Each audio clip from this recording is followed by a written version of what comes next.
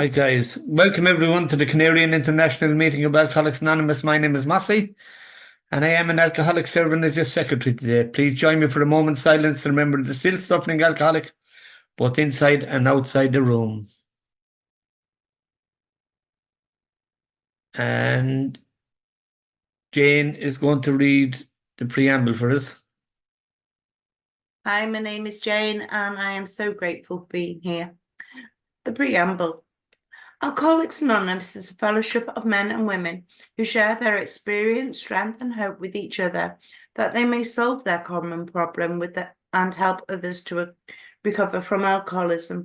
The only requirement for membership is an honest desire to stop drinking. There are no dues or fees for AA membership. We are self-supporting through our own contributions. AA is not allied with any sect, denomination, politics, organisation, or institution. Does not wish to engage in any controversy, neither endorses nor opposes any causes. Our primary purpose is to stay sober and help other alcoholics to achieve sobriety. Thank you, Mossy, for letting me do this. Thank you, Jane. And a warm welcome goes out to any newcomers and returning to Alcoholics Anonymous. The chat is now disabled until the end of the meeting, except for the meeting host. If you feel our security is at risk at any time during the meeting, please message one of the co-hosts so they can check it out. We also suggest that you're mindful about sharing your private information in open chat pre and post meeting, and perhaps only consider sharing your email address on the first instance. At this meeting, we use the raise hand function for the sharing part of the meeting. If you wish to share, we invite you to put up your virtual hand after the lead speaker is finished and not during. Anyone identifying as an alcoholic is welcome to put up their hand for requests to share, so don't be shy. We'd love to hear from you. And our speaker today is Margaret H., a beautiful lady from Galway who was very kind to me and very gentle with me and mothered me when I was getting sober. And for that, I'll be very grateful for her love and friendship always. So Margaret, you've 45 minutes. I've no timer yet to stop yet, so you just keep talking, girl, okay? And take it away. My name is Margaret. I'm an alcoholic, and it's so good to be sober and so good to be here. And, right up until a few seconds ago, I was watching the rugby match and Munster were winning until just in the last minute, the Bulls started going forward. But Munster won the match anyway for anybody who's interested. So, what am I going to talk to you about? They tell me to share my experience, strength, and hope. And what I will say is any opinion I might express is just that, an opinion. I'm very, very, very grateful to be here this evening. And this is my second chair today. It doesn't often happen. Recent years, I try to keep myself out of the limelight. And my sobriety date is the 6th of January, 1975. So if I'm still alive on the 6th of January next year, that will be 50 years, one day at a time. And I was talking this morning at the meeting about how it was for me at the very end of my drinking and the state I was in. My first drink, my mother told me, was when I was 6 weeks old. I had whooping cough, and the only thing I could hold in my stomach was brandy and the white of an egg. So even at that stage, I liked it. And the first time I got drunk, I think I was about 7 or 8 years old. We had a pub, so I had easy access to alcohol. And I joined the Pioneer Total Abstinence Association when I did, shortly after I did my confirmation. So I swore off alcohol forever at a very young age. And because I was raised in a pub, we didn't have a family life as such. There is no family life attached to parents running a pub. And so there wasn't a closeness in family. Most of my closeness was outside the home. And I was number 6 in a family of 8. I had an older sister who was 8 years old when number 6 was born. And there were 4 boys in between who did not want a sister. So the message I got from my brothers all the time was, "Scat, get lost. You're not coming with us." And most of the children in the street were boys. So naturally, I wanted to be playing with the boys. And I did. I played hurling and football with the boys and cricket and all sorts, rounders, until I became a girl. And then they didn't want me on the team anymore, you know. And I was quite good at school. I would have been the top mathematician in the class. And anybody who's good at maths is always considered to be a brilliant person all around. Stupid, but it's true. So like that, I did okay at school, and I went to university and got my first job. And when I got my first job, which was teaching, I went to a small town in County Clare. And at that time, in the 60s, in order to rent a television, I had to have the signature of my father or a husband. And that's how it was back then. There's no phone. The phone was a kiosk down the street, and my boyfriend would arrange a time to call me, and I'd have to queue up outside. And so that's how it was then. Anyway, I got a new boyfriend in this little town who broke my heart. And that's when I fell apart, really fell apart for the first time. I became completely suicidal. I did make an attempt, but all I had to hand were things like aspirin. I didn't know the difference. I went to a doctor and he introduced me to Librium. And it was shortly after that that I took my first drink.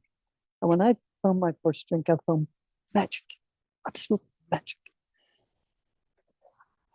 Nothing could go wrong in my life once I had that first drink, because I'd only to think about that next drink and I was fixed. And that was the greatest damage that was done to me, really, by alcohol, because apart from my drinking was less than 9 years altogether. I was 23 when I took my first drink. I got sober in when I was 31, a couple of months before my 32nd birthday. And during that time, everything that was decent and self-caring about me went. And I heard an American describe it one time as the don't care switch. And I had a horrendous experience where I was about to get engaged. And I went home to tell my ex-boyfriend so that he wouldn't be hearing it someplace else. And he raped me. And that was the beginning, really, of the heavy drinking for me. And the engagement didn't last. And it just lasted a few months. And by the time that engagement was over, he was a very lucky man. And I've never regretted that that engagement ended, because really, the night I got my engagement ring, a beautiful solitaire diamond. I remember I was running down the bog road and singing, "I'm as corny as Kansas in August," and I'm in love with a wonderful guy. And I was looking at this ring and trying to make myself feel this love. And same going into bed, I was looking at it under the lamp and trying to get some emotion. I felt nothing. And what I didn't realize, would you believe, I'm 81 years old now. I didn't realize until the last couple of years, I wasn't capable of having a relationship. At the age of 4, because of sexual abuse, I don't remember the details of it, but I do know it happened. And that was the first time I wanted to die, didn't know what death was. But it's only in the last couple of years that I discovered that at that age, I had switched off completely from trusting anybody and from letting anybody get close. And I didn't know that. I didn't know that. And so because of what happened and the broken engagement and the drinking not heavy, and I landed in all sorts of places, it wasn't the first rape, it wasn't the second, and I put myself in horrendous situations. And I always like to mention the fact that a couple of years, the year I think before I stopped drinking, I was at a Black Hole festival in down in Kerry, and I walked myself into a dynamite situation there, where I was assaulted by a number of men, and one man rescued me from it. But the following night, I ended up on my own, sitting on a sidewalk, having bought drink for a stranger, and a car pulled up, and this man got out and he said, asked me my name, who I was, and who the man was with me, and I didn't know. And he asked me where I was staying, and I said at a campsite. But he put me into his car. There were 3 other men in the car, 2 other men in the car. I didn't know them. Drove me back to the campsite. Where's the tent? I didn't know. It was beside a tree, 2,000 trees. And he found the tent. And he put me into the tent. And he never touched me. I always feel a bit emotional when I mention that, because that man saw me, a drunk, a woman who was drunk, and saw me as a human being. I like to think he was an AA member, because he certainly rescued me. And I came home to Galway and went to a doctor. I stopped drinking after that. I went to a doctor, and I had gone to him earlier in the year and said, I think I'm an alcoholic. And he said, "Just Tom, or you're not drinking enough to be an alcoholic. Here's another prescription." And I went back to him. Same thing, another prescription. But something else happened in the meantime. My brother got sober. My brother went to John O'Gall's, and by Christmas he was about 3 months sober, and I had decided at Christmas that I was going to kill myself. Anything that was left in the bottle was gone for me. The damage it had done for me was the damage alcohol did to me. It was the only thing that could fix me. The only thing. And this was the message in my head. And now I couldn't get drunk and feel good. So I decided to kill myself. And my brother came to visit me, and he asked me if I'd go to John O'Gall's. And he must have been gobsmacked when I said, yes, I will. Because somebody told me that he said the program of Alcoholics Anonymous could save the world. And I thought, if that cynical bastard could say anything good about anything, there must be something to it. So he brought me to John of God's and they told me in there I was a chronic alcoholic. The best news I ever got. Because now they were telling me the doctors can't do it, the church can't do it, but you can do it. It was up to me. I didn't need that kind of outside help. And I was now in a room full of people exactly like myself. I found my tribe straight away, found my tribe. And I started to read the big book on the 12 and 12 and every bit of literature I could lay my hands on in rehab. And I latched on to the primary purpose straight away. And the second part of the primary purpose was about helping other alcoholics.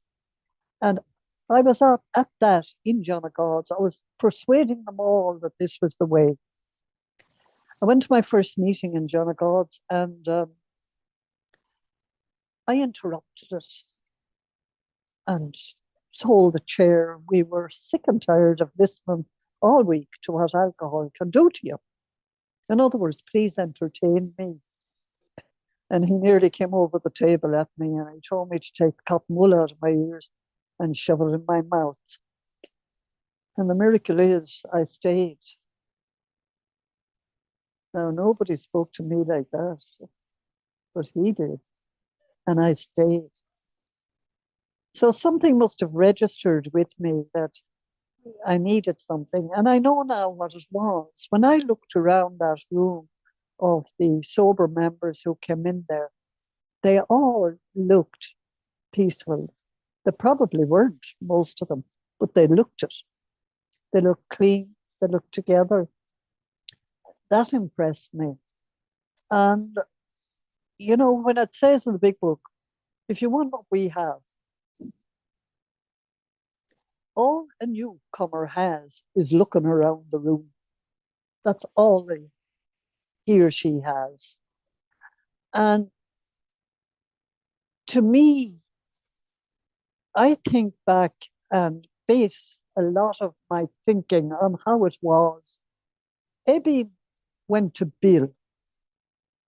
Miracle. One alcoholic telling a story to another. Bill went to Bob 6 months later or whatever.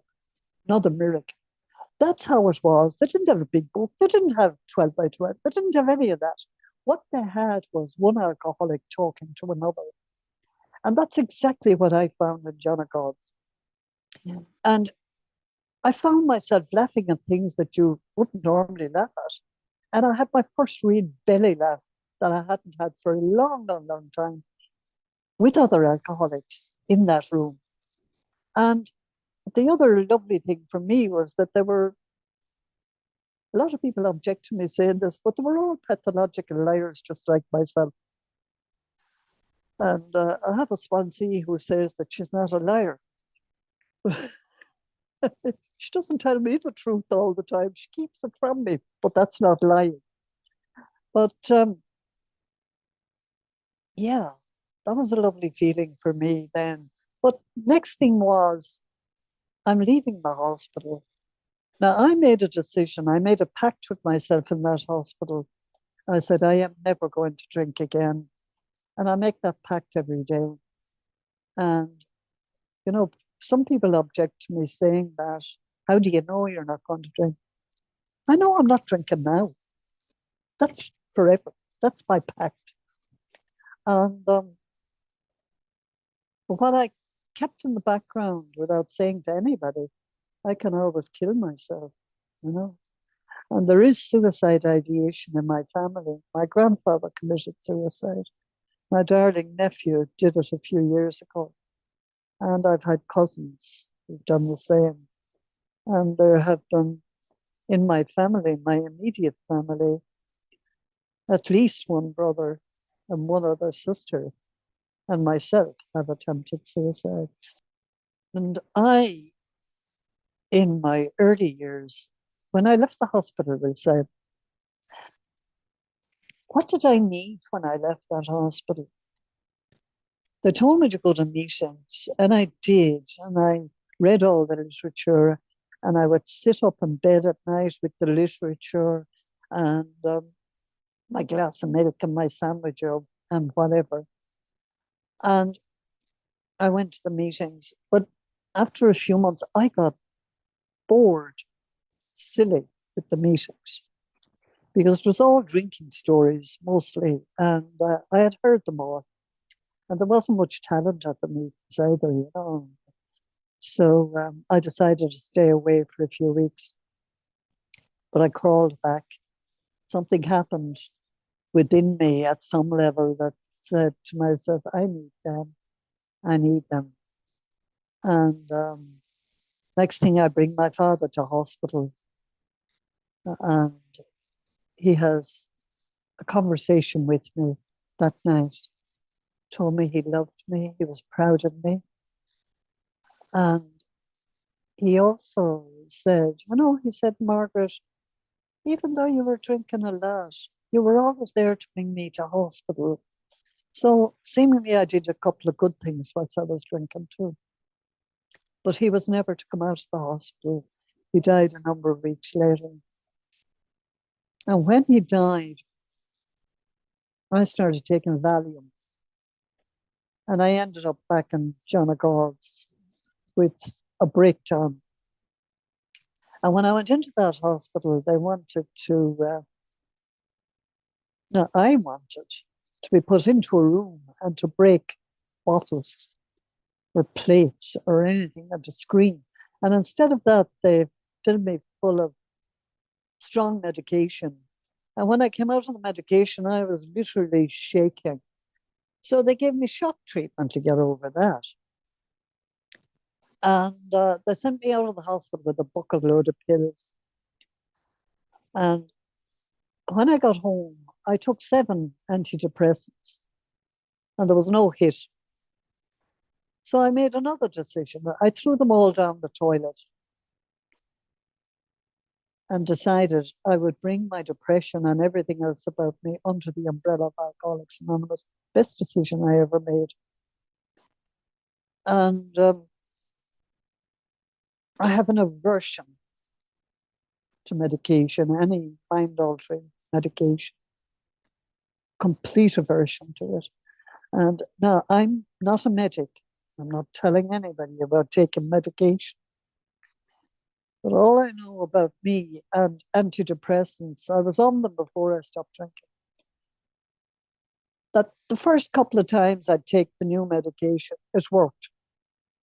And then for some reason it didn't work.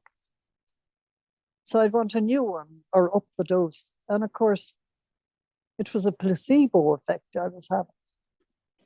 And I have within the fellowship noticed people who were on medication for years and they seem very stuck. Now, again, that's my opinion, nothing more than that. And so in John O'Gall's, the red carpet was put out for me because I came in without a drink. And I had a warning about the Valium and those kinds of drugs. And I've never taken anything since of that nature, except when I'm in hospital. I had a lot of serious surgeries and that. But I warn them when I go into the hospital about me and pain medication. And so they know to stop is when it should stop. In any case, okay, what do I need now? My father is dead and I'm feeling nothing but anger. I want to kick him out of the coffin for leaving me. The man I was so madly in love with, another alcoholic, and I was told in John O'Gall's if I didn't get out of that relationship, I'd die. I knew that was true. So, funny enough, I stayed in love with that man till the day he died in 2016. And would meet him maybe about once a year for about a half an hour, which was about all I could tolerate. But that will tell you my ability or inability to get close to anybody. wasn't there. Wasn't that I didn't have other relationships, I did, but they were never anything really meaningful. I never developed close friendships over the years. I'm only beginning now at this stage in my life to let people in. And what I love so much about Alcoholics Anonymous is I have never, from the day I came into AA, felt anything other than a newcomer. I'm still a newcomer because my life is still new and new things are still happening for me. That's the good news. I've done all sorts of marvelous things since I got sober. I've traveled a lot. I've been around the world. I've done it on my own, of course. And me, who was terrified of driving, drove on my own in California. And I've done all sorts of things. At the age of 60, I came back to the stage, which was my first love. I got a cameo role in a play, and 2 months later, this woman came up to me in the street. And she called me. She had seen it. And she said, would you do a one-woman show? And I did a one-woman show. And it was fabulous. And it was after that I got my first professional gigs and even was on a soap for a few months on television. And now I can't do any of that because I'm deaf, for starters, almost deaf. And but it was wonderful, absolutely wonderful. I've had, as I said, some wonderful times, but I've had some very painful times. And four of my siblings have died in the last few years. And I've gone back into therapy in the last 2.5 years. My brother, who brought me to AA, died about 5 years ago. And after he died, all hell broke loose. It was the first time I felt a little bit of grief. My father died when I was a few months sober. When I was 2 years sober, I was standing in the garden with my mother one day and I was thinking, Mammy, if anything ever happens to you, I won't want to live. And she died in the ambulance that night. And when I could see that she had died, and the thought came to me, well, you could try and revive her. And the next thought was, she's going to die anyway. The nurse can do something. I felt nothing. And I learned, you see, how to dissociate from anything like that when I was 4. And it's still there. I would listen to horrendous members telling horrendous stories over the years, and I would feel compassion for them. But I could not empathize with the pain because I was reporting my story. Something I was reporting that wasn't connected with me. And some of my story is horrendous, and I still don't feel it. So that's why I'm back in therapy. I want to feel it. I want to feel alive in another way, you know. And I'm delighted it has come to that. You know, I've spent my life in AA being the person who you'd come to talk to. But I wasn't reaching out myself. So I surrounded myself with more or less people that I could help. But the difficulty for me with reaching out is still there. I go through the agonies of the damned to call a sponsor. And it would always be, this is how it was. It wouldn't be, this is how it is. Now, have I done anything wrong? Absolutely not. I did everything right from the day I came into AA because I haven't had a drink since I came here. Everything else is incidental. And I was to discover that when I felt at my weakest and I didn't drink, I'm actually at my strongest. I had another amazing experience when I was 3 years sober. After all the action of my parents dying, me having a car stolen, me crashing the new car, being told I might go blind. When all that excitement had kind of died down, I became completely suicidal. And I made the decision that nobody was going to find me this time. I was going to take paraquat.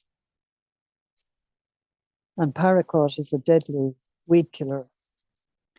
And I had some in my house. And I was driving back to my house in the parish of Moore in the middle of the Bog of Allen on that Sunday night. I was as high as a kite. It was like as if I had a shot of heroin because it was going to be all over.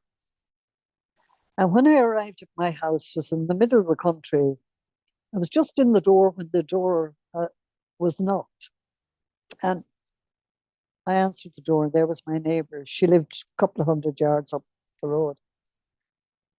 And she said, "Have you paraquat in the house?" She stuck me to the ground when she said that. And I said, "I have." I had taken her brother to his first meeting 6 weeks before that, and he had taken paraquat.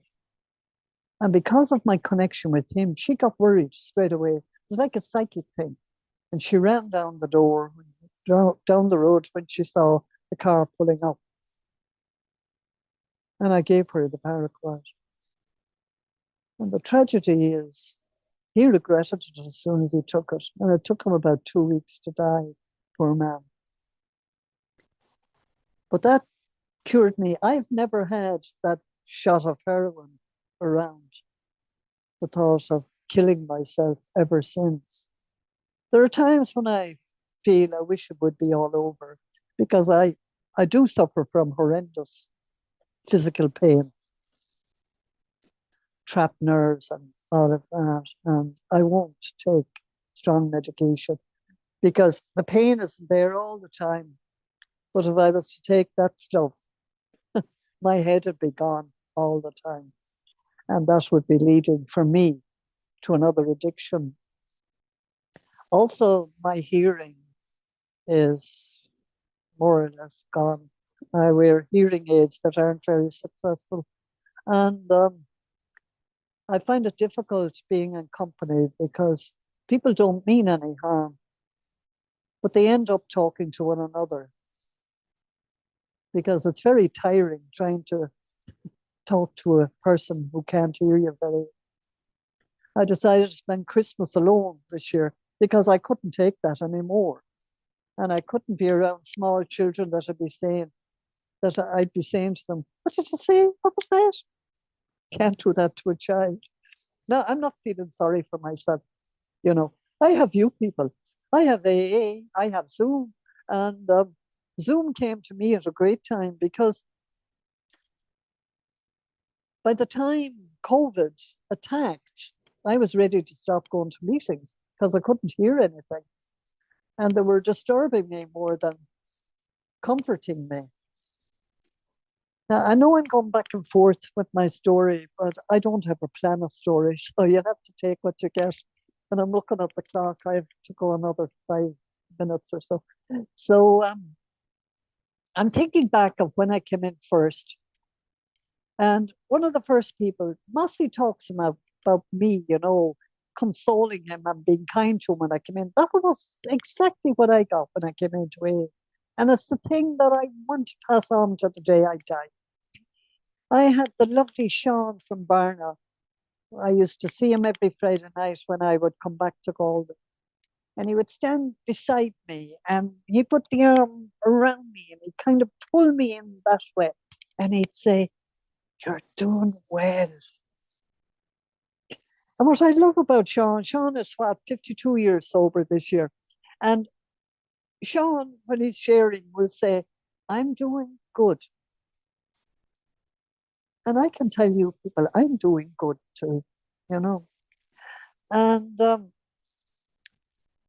with that compassion and that caring. To me, that's what AA is about. I know there's a program, very practical program, and some people like to talk on and on and on about the 12 steps and the big book. Some of the big book I'm not very fond of at all. One of the things in the big book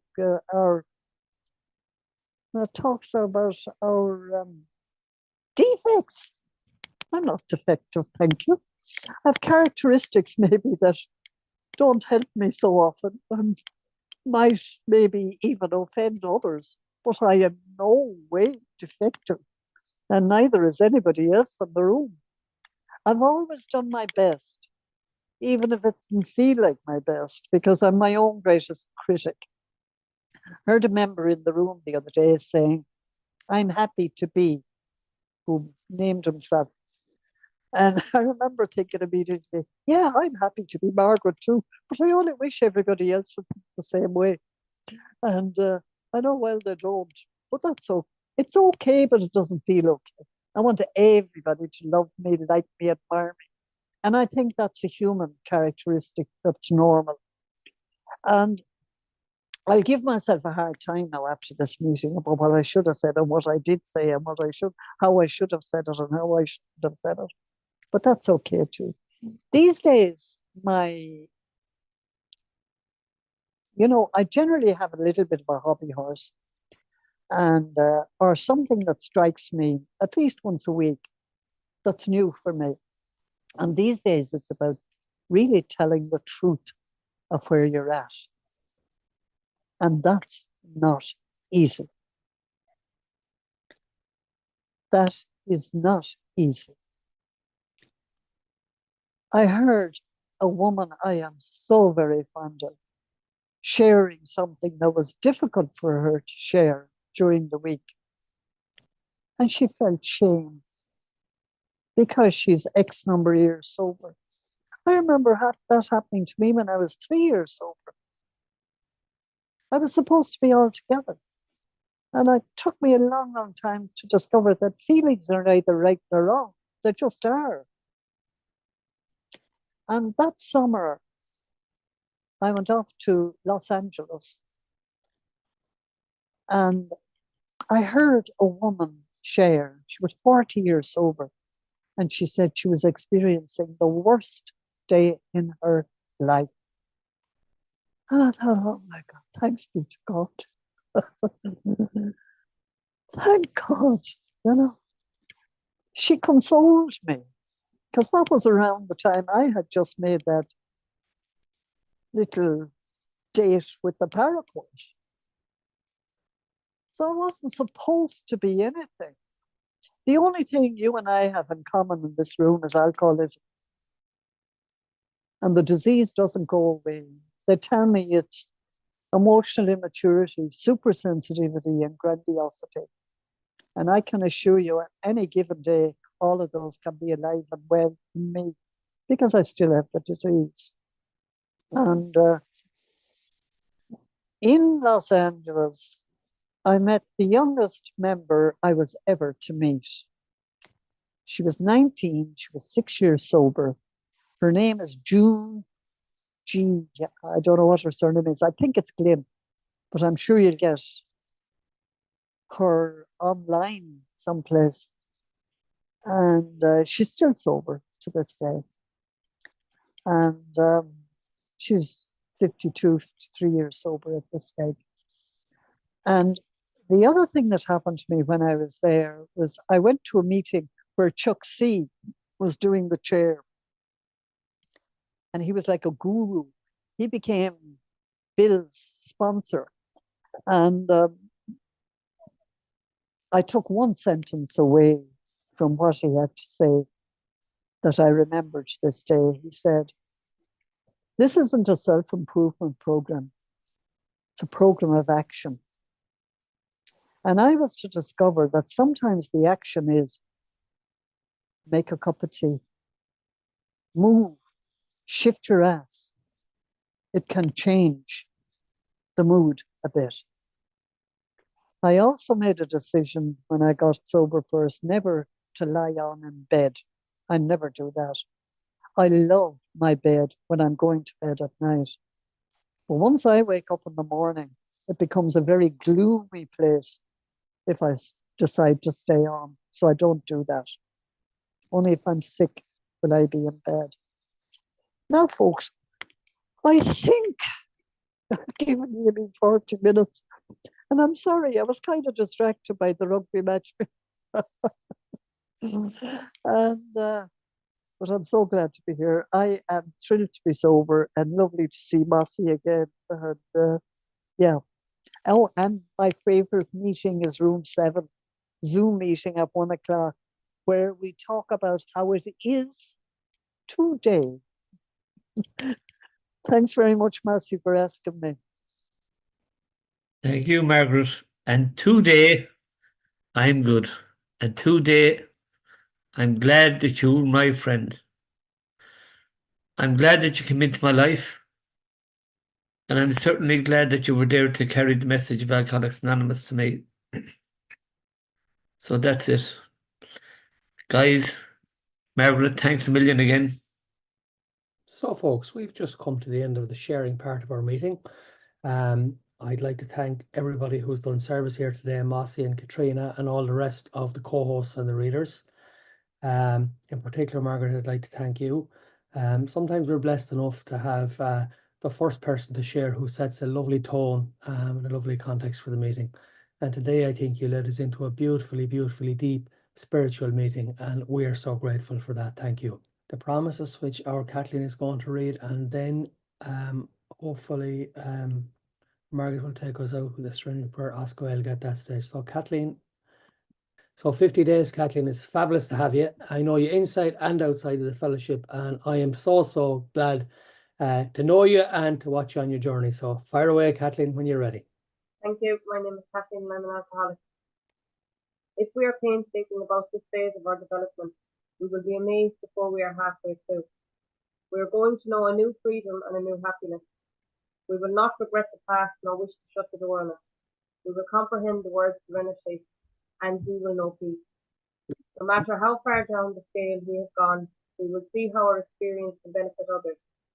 That feeling of uselessness and self-pity will disappear. We will lose interest in selfish things and gain interest in our fellows. Self-seeking will slip away. Our whole attitude and outlook upon life will change. Fear of people and of economic insecurity will leave us. We will intuitively know how to handle situations that used to baffle us. We will suddenly realise that God is doing for us what we could not do for ourselves. Are these extravagant promises? We think not.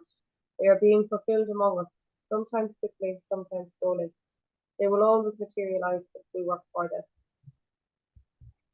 Thanks, Kathleen. Thank you for that. It's good to see you. And finally, Margaret, I'm going to unmute you and I'm going to hand over to you to lead us out in the Serenity Prayer in Irish. Gramagat. There is no word for please or thank you in Irish. Please is if it is your will. Thank you is that you may have 1,000 good. And the Serenity Prayer, Os Gaeilge. Agia, Johnny the Monsivnus von Glacha, Le Rodinach Peter Lamacher. Mishnach von Rodiach, Nurs Peter, Agus Gish von Dirtiach Ahem. Thank you very much. There's one other thing I'd like to say. Go ahead, Margaret. Go ahead and say it. My sponsor said to me long ago when I went to him about really losing the plot. And I said, I'm not normal. And he said, Margaret, this is your normal.